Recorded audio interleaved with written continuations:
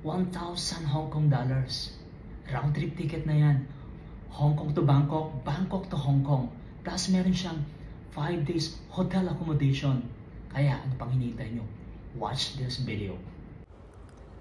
At nagsimula na ang biyahe natin dito sa Kowloon Station, Airport Express. Napaka-convenient ng biyahe. At finally, nakarating na ako dito sa Hong Kong International Airport. Nag-check-in na rin ako agad at nakapasok na rin ako ng Hong Kong Immigration. Nakaramdam ako ng gutom kaya naman umorder ako ng napakasarap na hamburger sa isang restaurant dito. At maya-maya, nagsimula na magtawag si ate. Kubaw, kubaw, kubaw. At isa-isa na kaming nagsipasukan sa loob ng eroplano. Sa check-in baggage pa lang, umawra na si Mayor. Ate,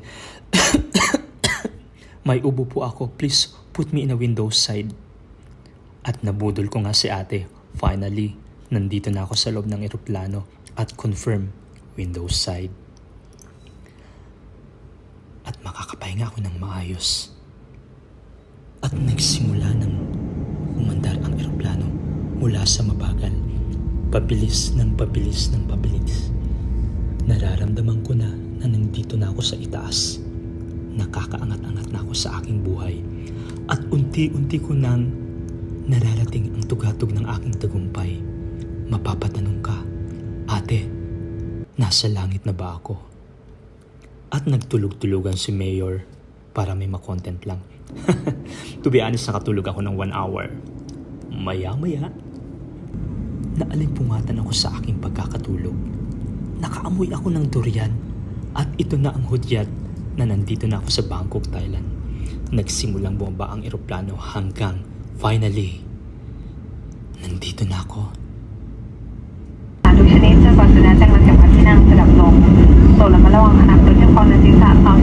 Salamat sa Diyos, nakarating tayo ng maayos.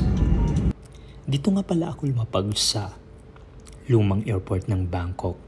Ito yung Dong Muang Airport. Dalawa kasi ang airport dito sa Bangkok. Yung isa, Suvarnabhumi, ayun yung bagong airport. Kaya sa lahat ng mga new travelers, better doon kayo sa bagong airport kasi may access doon ng train to city. At nakalabas na nga ako ng eroplano. At welcome to Bangkok, Thailand. Pumila na ako ng immigration at nakalabas na rin ako ng immigration. Ayun, kailangan nating bumili ng SIM card kasi kailangan nating mag-book ng Grab going to city. At finally, andito na ako sa car going to downtown. Approximately siguro mga nasa 20 to 25 minutes from the airport going to my hotel. Yung hotel na chinek-inan ko is Sapan Kwai. Yung location niya. Bale, kung maglalakad ka from my hotel going to BTS is approximately about 10 minutes. Yung BTS kasi ay yung train station nila dito sa may Bangkok. Siya yung mag-access, magkoconnect sa iba't ibang lugar na pupuntahan mo. At finally, andito na nga ako sa aking hotel. Itutur ko kayo.